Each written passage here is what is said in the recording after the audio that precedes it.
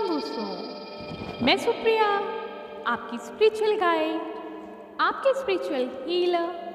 आप सभी का स्वागत करती हूँ आपके अपने channel divine soul purpose love and light में। और दोस्तों, हृदय की गहराइयों से स्वागत और अभिनंदन हमारी उन सभी नई डिवाइन सोल्स का जिन्होंने आज पहली बार चैनल को ट्यून किया है। दोस्तों, आज का जो टॉपिक है वो बहुत ही चमत्कारिक है, रहस्यमयी है और कहा जाए तो बहुत ही सरल है।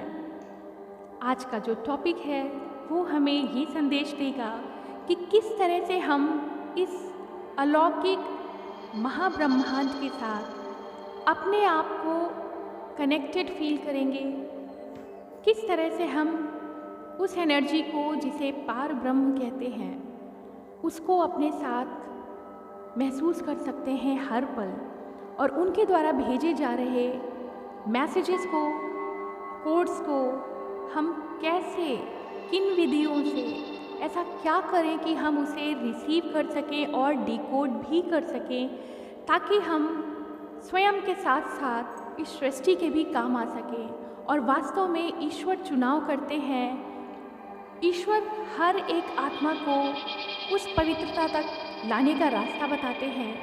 हमारे जीवन में कितना भी संघर्ष क्यों ना हो, हमें मदद करने के लिए वो राह दिखाते हैं। और इन संघर्षों से निकलकर इस अग्नि को पार करके अपने आप को कुंदन बनाने वाली हर एक आत्मा जो पवित्र आत्मा में परिवर्तित होती चली जाती है, वो इतनी सरल, इतनी पवित्रता की ओर आगे बढ़ चली होती है कि उसमें और स्वयं यूनिवर्स में कोई बहुत विशेष अंतर नहीं होता। और वास्तविकता यही है कि प्रत्येक आत्मा यूनिवर्स का ही हिस्सा है, उसमें तनिक भी अंतर नहीं, संशय ही नहीं, शक करने वाली बात ही नहीं। और जैसे ही हम वहाँ तक पवित्र हो जाते हैं जो यूनिवर्स की पवित्रता है, यानी उस गंगा जल की तरह स्वयं भी प्यूरीफाई होके एक बूंद जैसे कि सागर से उठती है, भले ही कितनी भी टर्बिडिटी, कितनी भी इम्प्योरिटी हो, और वो सूर्य की तपिश से भाप बनती है, यानी अपने अस्तित्व को भी खो देती है। जल जल ना होके वाष्प में बदल जाता है और पुनः ईश्वर की बनाई इस सृष्टि में, इस सुंदरतम रचना में वो तमाम इम्प्योरिटी से अपने आप को पवित्र करके वाष्प के रूप में और फिर पुनः ईश्वर से मिलकर उसी गंगा जल में आके फिर मिल जाता है और खुद के स्वरूप को ही गंगा जल में बदल देता है। यही सृष्टि की रचना है। यदि आप सोचते हैं कि यूनिवर्स के मैसेज रिसीव करने के लिए, उनकी चैनलिंग, उनके भेजे हुए संदेश को समझने के लिए हमें क्या विशेष करना है, तो दोस्तों सिर्फ विशेषता यही है कि जितना सुंदर, जितना पावन, जितना सरल ये ब्रह्मांड है, हमें सिर्फ उतना ही सरल होना है। यकीनन जब गंगा की धार कैलाश से चलती है तो वो बिल्कुल उसी पवित्र एनर्जी में रहती है जिस तरह से सृष्टि ने उनका निर्माण किया है। जैसे कि हम सभी जब अपने जीवन की शुरुआत करते हैं, फ्रॉम द वेरी बिगिनिंग, हम उतने ही पवित्र आत्मा होते हैं जैसे कि माँ गंगा की पवित्रता है। तनिक भी संशय नहीं, तनिक भी दुर्भाव नहीं, तनिक भी किसी और के लिए द्वेष नहीं, और वो जीवन को सार्थक उद्देश्य के साथ आगे लेके बढ़ते हैं कि हमें दूसरों के भला करना है। इस सृष्टि में हमारे आने का कोई अर्थ है, हमारे वास्तविक जीवन का विशेष महत्व है जिसके लिए हम आए हैं और हमें वही कार्य करना है। किंतु जब माता गंगा भी धरती पे आगे बढ़ती चलती हैं, आप समझ सकते हैं कितनी तरह की इम्प्योरिटीज़ उनके अंदर घोल दी जाती हैं, मिल जाती हैं, भले ही वो ना चाहती हों। उनका आना तो दूसरों के लिए वरदान है, दूसरों के उद्धार के लिए उनके जीवन का आगमन हुआ इस सृष्टि में। परंतु जितनी भी टर्बिडिटी है, जितनी भी इम्प्योरिटी इस 3D संसार की है, वो सब उनमें घोल दी जाती है, मिक्स कर दी जाती है। अपने पावन स्वरूप को बिना छोड़े हुए गंगा माँ आगे की तरफ बढ़ चलती हैं, क्योंकि उन्हें पता है कि जिनको उद्धार होना है वो उस माता गंगा के अंदर स्नान करके स्वयं को पवित्र और हमेशा हमेशा के लिए मोक्ष के दिशा में आगे ले लेंगे, लेकिन जिन नासमझ को वो समझ नहीं है कि वो गंगा जल के उद्देश्य को सिर्फ मात्र जल बनाकर छोड़ देते हैं और उस तरह से अपने अंदर की इम्प्योरिटीज़ को, बाहर की सभी व्याधियों को उस माता प्राणदायिनी गंगा में मिला देते हैं। कोई बात नहीं, जीवन इसी का नाम है। हम दूसरों का भला करते जाते हैं और जो ना समझ इस बात को नहीं समझते, वो अपने भीतर की सभी इम्प्योरिटीज़ को, अपने साथ की सभी इम्प्योरिटीज़ को कलेक्ट करके उस प्राणदायिनी गंगा में बहा देते हैं, मिला देते हैं। लेकिन क्या वास्तव में गंगा का स्वरूप बदलता है? बिल्कुल नहीं। समय आने पे जितने लोगों के लिए आवश्यकता थी उसका उद्धार करने के पश्चात भी माँ गंगा का जो जल है वो ईश्वर की शक्ति से, सूर्य की शक्ति से पवित्र होकर पुनः वाष्प में बदलता है और फिर कैलाश पे वैसे ही बरसता है, उतनी ही पवित्रता के साथ पुनः गंगा जल हो जाता है। दोस्तों, अगर आप सृष्टि को समझना चाहते हैं, यूनिवर्स को समझना चाहते हैं और अपने साथ साथ यूनिवर्स के कनेक्शन को समझना चाहते हैं और ये चाहते हैं कि हम दिव्य संदेश को समझ सकें जो ब्रह्मांड हमसे हमेशा बोलते रहते हैं, संबंध स्थापित करने की कोशिश करते रहते हैं, कमी वहाँ नहीं, कमी हमारे अंदर हो जाती है जब हम अपने जीवन को तो एक उद्देश्य की तरफ लेके चलते हैं, मगर तमाम इम्प्योरिटीज़ में घुल के हम अपना उद्देश्य ही भूल जाते हैं और खुद को पीड़ित, खुद को परेशान महसूस करते हैं।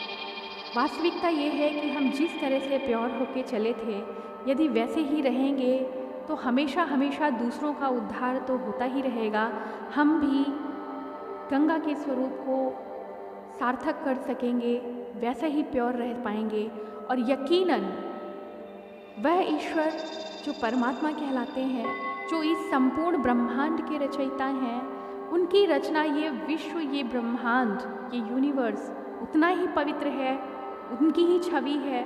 जो ईश्वर है वही यूनिवर्स है और जो यूनिवर्स है वही ये सृष्टि है और इस सृष्टि में जन्म लेने वाली, अवतरित होने वाली हर आत्मा भी उतनी ही पवित्र है। जब तक ये पवित्रता बनी रहेगी, हम यूनिवर्स से हमेशा हमेशा कनेक्टेड रहेंगे। उनके अंदर की जो कोडिंग है वही हमारे अंदर का डीएनए है। उनको समझने के लिए हमें उतने ही प्योरेस्ट फॉर्म में रहना ही होगा। आपने हमेशा सुना है कि बच्चे जो जन्म लेते हैं, अक्सर आपने देखा होगा कि वो किसी को देख के मुस्कुरा रहे होते हैं, ऐसा लगता है वो किसी से बात कर रहे होते हैं, वो उन शक्तियों को देख सक रहे होते हैं जिन्हें हम और आप नहीं देख सकते अपनी 3D की आइज़ से। वो उस आत्मा के रूप में उनको देखते हैं जो पवित्रता से भरी हुई है। और ना सिर्फ बच्चे बल्कि पशु पक्षियों को भी आप देखें, क्योंकि उनके अंदर किसी के प्रति ना तो द्वेष होता है, ना एंगर होता है, ना किसी तरह का विशेष भाव होता है जो खुद को और दूसरे में कोई अंतर वो समझ सके। आप देखेंगे यूनिवर्स में आने वाले परिवर्तन को पशु पक्षियों के साथ बच्चे भी बहुत आसानी से समझ जाते हैं। लेकिन क्यों नहीं समझ सकते वो सभी जिनके अंदर इतना सारा इम्प्योर फीलिंग होती है। इम्प्योर इसलिए कि जिसको अचीव करने के बाद, उन गुणों को अपनाने के बाद हम स्वयं के जीवन में तो विष लेके आते ही हैं, बल्कि उसी विष से दूसरों के जीवन को भी विषाक्त कर देते हैं, दूषित कर देते हैं और हमारे विचार व्यवहार तक इतने दूषित हो जाते हैं कि यूनिवर्स से स्वाभाविक है कि हम पूरी तरह से डिस्कनेक्ट हो जाते हैं। दोस्तों, यहाँ बात हो रही है कि किस तरह से हम यूनिवर्स के चैनल्ड मैसेज कुछ और नहीं है, बल्कि विधाता इस ब्रह्मांड के द्वारा प्रतिपल दिए जाने वाले संदेशों को, जो कि हमारे जीवन के उद्धार के लिए सदैव गाइडेंस के रूप में हमारे लिए ईश्वर देते हैं, उसे रिसीव करने वाले वही आत्माएं हैं। वो बच्चे हो सकते हैं, वो पशु पक्षी हो सकते हैं, वो साधना और चेतना में अपने आप को रमने वाले साधु हो सकते हैं, या हम सभी की तरह वो सभी सोल्स हैं जो एनलाइटन हो रहे हैं, एनलाइटमेंट की दिशा में आगे बढ़ते जा रहे हैं और सेल्फलेस होके। यकीनन जीवन बहुत ही संघर्षपूर्ण है, क्योंकि ये वो जीवन है जहाँ हम बहुत कुछ सीखते हैं।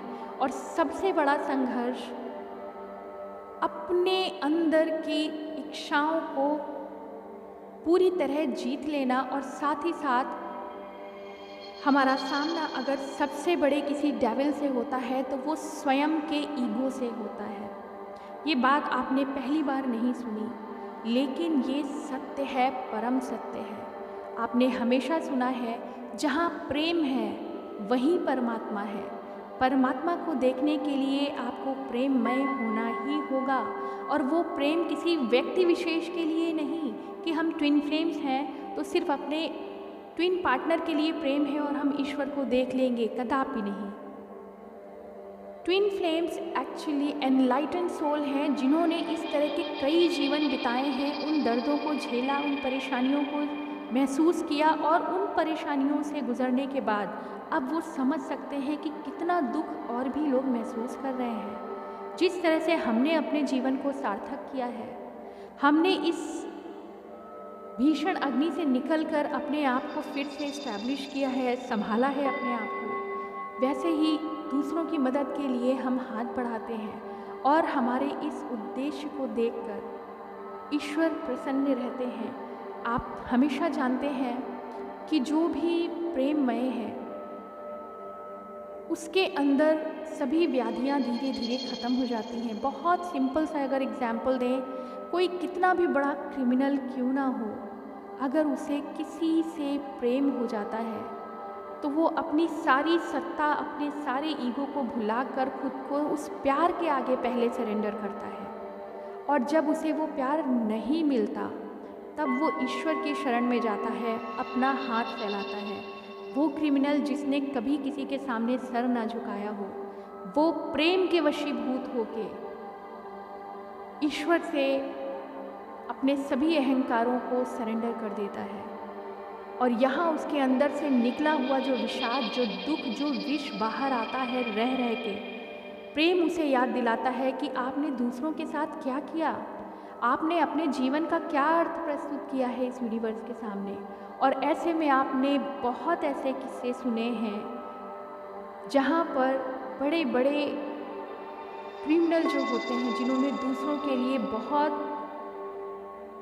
बुरी कर्म किए, लेकिन प्रेम के वशीभूत हो गए। अंत में उन्हें प्रेम होता है या तो ईश्वर से, या अपने ट्विन पार्टनर से, या किसी भी व्यक्ति विशेष से। उस प्रेम के अंदर आने के बाद उन्हें सब कुछ दिखना शुरू हो जाता है, क्योंकि लव एक ऐसी फ्रीक्वेंसी है जहाँ पे सारी ईगो ख़त्म हो जाती है। और जैसे ही आपका ईगो ख़त्म होता है, आपका अहम ख़त्म होता है, वैसे ही आप नतमस्तक हो जाते हैं इस यूनिवर्स को। शरीर के अंदर, मस्तिष्क के अंदर जो आपने ईगो डेवलप कर रखा है, उस अहंकार के विनाश होते ही आप सिर्फ और सिर्फ पावन गंगा की तरह पवित्र हैं। और ये वही गंगा मात्र हैं जिन्होंने सृष्टि के उद्धार के लिए ही अपने जीवन को धरती पर लाया है। सभी ट्विन फ्लेम एनर्जीज भी इसी के समान हैं। आज हम बात करने वाले हैं कि किस तरह से हम यूनिवर्स से कनेक्ट हो जाते हैं और कैसे हमें चैनलिंग मिलनी शुरू हो जाती है। दोस्तों, अब तक आप इन सभी बातों से समझ गए होंगे, जब हम अंदर और बाहर एक समान होते हैं, जब हमारे अंदर की सभी टॉक्सिक, सभी विषाक्त बातें निकल चुकी होती हैं, जैसे ब्रह्मांड पूरी तरह से सरल है, अथाह है और विश्व कल्याण के लिए है, वैसे ही हम अपने अंदर स्वयं को अनुभूत करते हैं। हर तरह की दुख, तकलीफ, ईर्ष्या, द्वेष, भय, जलन, यहाँ तक कि प्रतिस्पर्धा से भी बाहर हो जाते हैं। ये ज़रूरी नहीं कि केवल ट्विन फ्लेम्स ही अवेकन होकर चैनल मैसेज रिसीव करते हैं।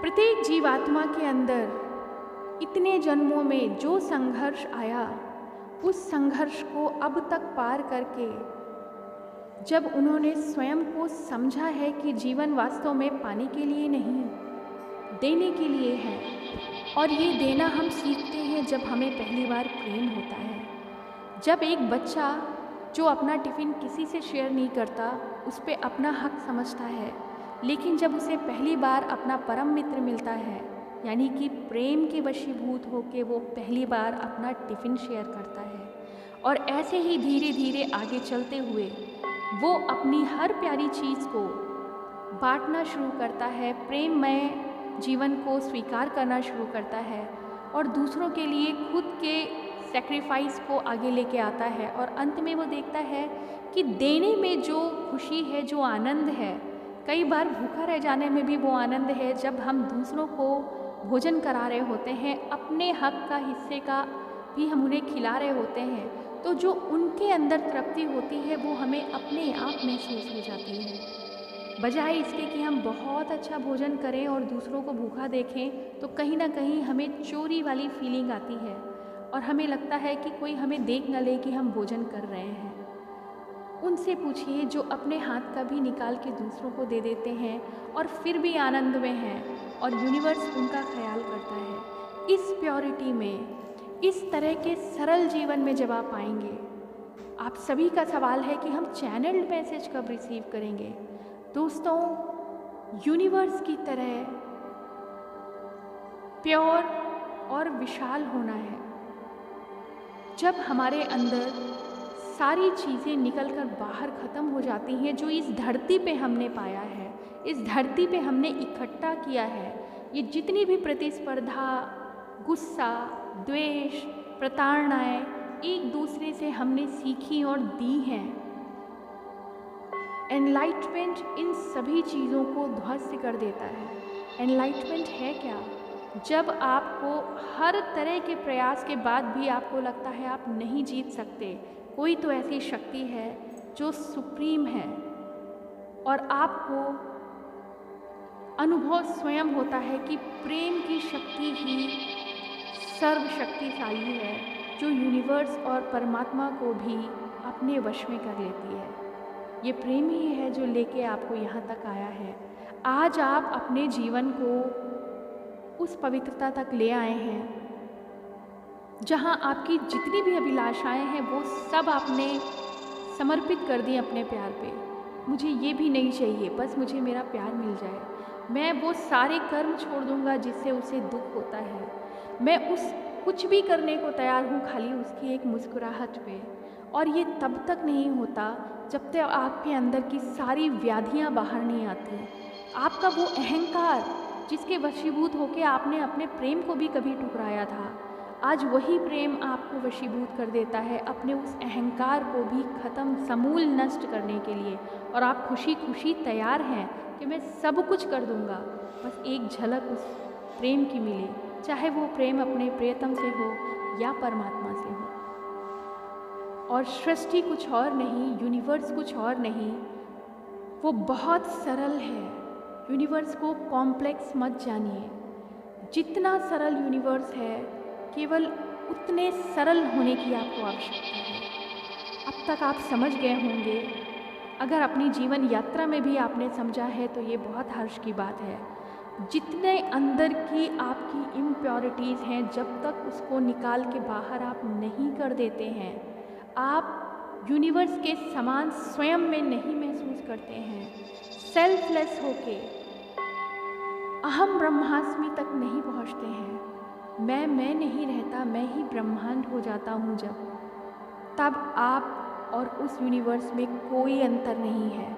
और जहाँ अंतर ही नहीं है तो उनकी भाषा और हमारी समझ में भी कोई अंतर नहीं है। दोस्तों, यूनिवर्स हर समय हमें मैसेज देते रहते हैं। जब हम एंगेज रहते हैं अपनी डिज़ायर्स में, जब हम एंगेज रहते हैं अपने ईगो ड्रामा में, जब हम एंगेज होते हैं दूसरों को डिमोलिश करने में, जब हम एंगेज होते हैं उन सभी इम्प्योरिटीज़ को स्प्रेड करने में, डेफिनेटली हम यूनिवर्स को नहीं समझ सकते।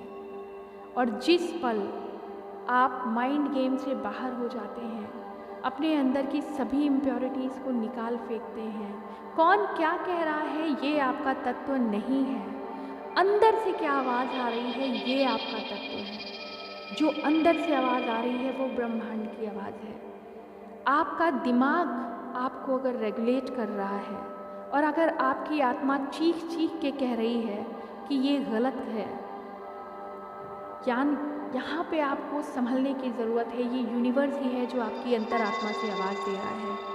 और रही बात चैनल्ड मैसेज की दोस्तों, चैनल्ड मैसेज कुछ और नहीं है। जैसे जैसे हम बाहर के शोरगुल को, कोलाहल को ख़त्म करते जाते हैं, दुनिया से कट ऑफ होते जाते हैं, प्रेममय हो के शांति की खोज में हो जाते हैं, हम स्वयं को भी सैक्रिफाइस कर जाते हैं, हम स्वयं को भी निक्षावर कर देते हैं। उस स्वयं में हमारा ईगो, हमारा अहम, हमारा गुस्सा, क्रोध, सब कुछ जितना भी हमने इस यूनिवर्स में विसर्जित कर दिया है, रिलीज़ कर दिया है, जब वो सारी प्योरिटी हमारे अंदर आ जाती है, जब कुछ भी इस धरती का जो हमने कमाया वो सब शेष नहीं रहता, बल्कि जो हम सृष्टि से पाके आए हैं अपनी आत्मा के माध्यम से, जब वही वह रहता है तो आत्मा और परमात्मा एक हो जाती है। और ऐसे में धीमी ध्वनियों से हर समय विशेष कोडिंग आपको मिलती रहती है और आप उस निर्मल धारा के समान हो जाते हैं। जो संचार वहाँ से चल रहा है, जो कम्युनिकेशन कोडिंग वहाँ से चल रही है, आप उस सब चीज़ों को पा लेते हैं। मुझे पूरा यकीन है आप इस तत्व को समझ गए हैं दोस्तों। मनुष्य जीवन ही नहीं बल्कि पशु पक्षी और अबोध बच्चे इतने सरल होते हैं, ये प्रकृति इतनी सरल है, यूनिवर्स कुछ और नहीं, सरलता का नाम है। आप जितने सरल होते जाएंगे, अपने अंदर से वो सभी हीन भावनाओं को निकाल दीजिए जो आपके स्वयं के लिए भी हानिकारक है, दूषित करने वाली है और दूसरों के लिए तो यकीनन दूषित करने वाली है। उतने सरल हो जाइए, आपको ऐसे मैसेजेस, ऐसी वाणी सुनने मिलेगी, आपकी अंतरात्मा आपको दिशा देगी, आपका मार्गदर्शन करेगी।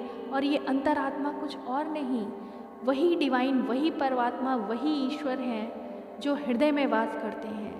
आपने हमेशा सुना है प्रेम अकेली चाबी है जो ईश्वर तक ले जाती है। प्रेम ही वो है जो ईश्वर को भी धरती पे ले आती है। यही कनेक्टिविटी है दोस्तों। जब आप सिर्फ अपने पार्टनर के लिए ही नहीं बल्कि पूरे ब्रह्मांड के लिए प्रेममय हो जाते हैं। दूसरों पे दोष देना बहुत आसान है, परंतु जब आप स्वयं को देखते हैं, क्या आप में वो पवित्रता है? आप ईश्वर से कहीं दूर नहीं होते हैं। उस पवित्रता तक आने की ज़रूरत है। चैनल मैसेज कुछ और नहीं, ईश्वर का आपके हृदय में संदेश देना ही चैनल मैसेज है। ये प्योरिटी जिस दिन आपके अंदर आएगी, जिस दिन आप अपने अंदर के सभी दूषित भावों को बाहर निकाल फेंकेंगे, ये बिल्कुल उस तरह से है जैसे कि आप अपने नेबरहुड में रहते हैं और किसी विशेष कारण से कोई अन्य व्यक्ति आपको अपने पड़ोसी के बारे में भड़का रहा है। यदि आपका हृदय पवित्र है तो आप महसूस करेंगे कि वो अगला गलत कह रहा है, मैंने ऐसा महसूस नहीं किया, और वो अगला मुझे क्यों मेरे लिए हानिकारक होगा जब मैंने उसका कोई अहित नहीं किया। और आप देखेंगे इतना अतुल्य परिवर्तन होता है कि जो आपको दूसरे के खिलाफ विष दे रहा है उसका भी मुंह बंद हो जाता है।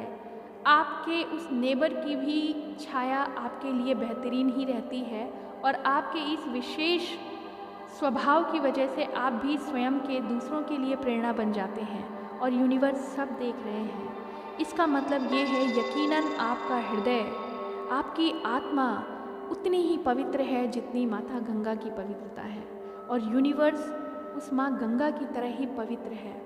जब हम ये यूनिवर्स सब एक ही हैं तो हमारे अंदर द्वेष क्यों, हमारे अंदर विष क्यों, और हम एक दूसरे की भाषा क्यों नहीं समझ पा रहे हैं?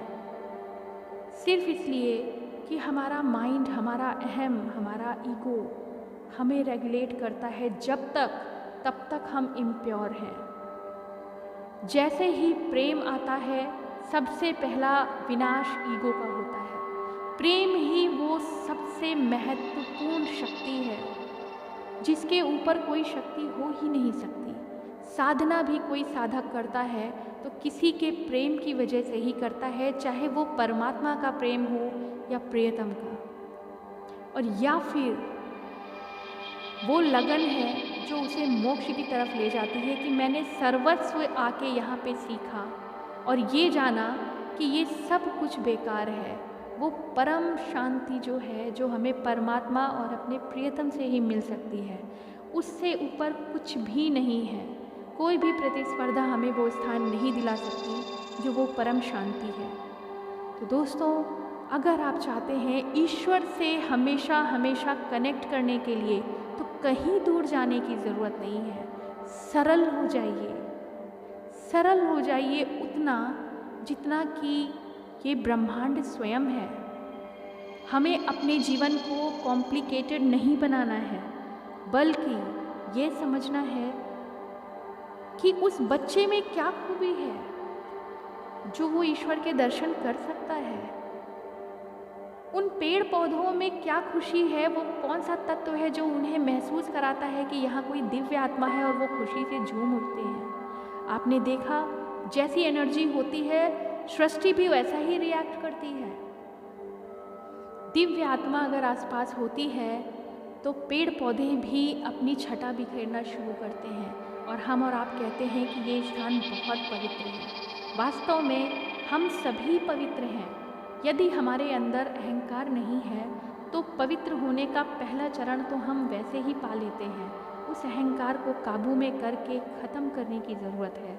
आपको यूनिवर्स कहीं दूर नहीं, आपके हृदय में, बल्कि आपकी रग रग में, आपके एक एक सेल में वही ब्रह्मांड है जो चीख चीख के आपसे कह रहा है, आपको दिशा निर्देश दे रहा है, आपका मार्गदर्शन कर रहा है। कमी है जब हम सुन नहीं पा रहे हैं, और हम सुन कब नहीं पाते हैं, जब हमारे अंदर टर्बिडिटी होती है। जैसे कि स्वच्छ जल में अगर मिट्टी मिली है तो आप आर पार नहीं देख सकते, बिल्कुल वैसे ही हमारे अंदर अगर ये विषाक्त चीज़ें हैं, विचार गंदे हैं, दूसरों के लिए हम गलत सोचें, यहाँ तक कि हर चीज़ के लिए हमारे विचार ऐसे हैं कि कोई चीज़ हमें हार्म करने आ रही है, हमें दूषित कर रही है, हमें परेशान, इन सब चीज़ों से आपको बाहर आ जाना है। यदि आपकी आस्था ईश्वर में है तो कोई आपको क्षति पहुंचा ही नहीं सकता। इसका तो मैं अपने स्तर से दावा कर सकती हूँ। एक बच्चा जिसके अंदर कोई इम्प्योरिटी नहीं है, आप उसकी मुस्कुराहट नहीं छीन सकते। इसके अतिरिक्त ईश्वर को पाने के लिए कहीं जाने की ज़रूरत नहीं। ईश्वर, परमात्मा, ब्रह्मांड, यूनिवर्स, सभी देव, सभी शक्तियाँ आपके हृदय में वास करती हैं। चैनल मैसेज उनका संदेश है। पवित्र हो जाइए, सरल हो जाइए, किसी भी पैटर्न, विशेष तरीके की आवश्यकता नहीं है। आपने कभी ना सुना होगा कि पढ़े लिखे इंसानों को ही ईश्वर दर्शन देते हैं। सरल से सरलतम, यहाँ तक कि दुनिया जिन्हें जड़ और मूर्ख कहती है, उनको पहले ईश्वर के दर्शन होते हैं, क्योंकि वो इतने सरल होते हैं कि वो बस प्रेम पे ही भरोसा करते हैं। उन्हें यकीन ही नहीं होता कि कोई और उन्हें नुकसान कर सकता है। तो यदि आप चाहते हैं कि ईश्वर के दर्शन हो, आपको यूनिवर्स की तरंगे मिलें, आप और वो तरंगे बिल्कुल भी अलग नहीं हैं। आप वही हैं, इसी ब्रह्मांड का हिस्सा। आप जिसे बाहर ढूंढ रहे हैं वो स्वयं आपके अंदर है। हमने बात की थी अनाहत नाद की। अनाहत नाद कुछ और नहीं है, उस ब्रह्मांड की ही ध्वनि है जिसका हिस्सा हम स्वयं हैं। वो तरंगे हमारे अंदर ही हैं। हम सुन नहीं सक रहे हैं, उसका मतलब ये है कि हम ट्यून्ड नहीं हैं उसके लेवल से। हमें ट्यून होने के लिए पवित्र होना है। दोस्तों, अगले एपिसोड में और भी अधिक इस बारे में चर्चा होगी। चैनल मैसेज आपकी ट्यूनिंग है ब्रह्मांड के साथ। पवित्रता और सरलतम विधि की ओर आइए। बहुत कॉम्प्लिकेटेड वे में जाने की ज़रूरत नहीं है। आप जितने सरल होंगे, परमात्मा आपके उतने हृदय में अंदर वास करते हैं। स्वयं के लिए तो आप उन्हें देखते ही हैं, अपनी नज़रों से, अपने ऑरा से दूसरों को भी प्रकाशमय कर देते हैं। और यदि पूरी सृष्टि में सभी ऐसे हो जाएं, तो सोचिए हर जगह परमात्मा ही परमात्मा है।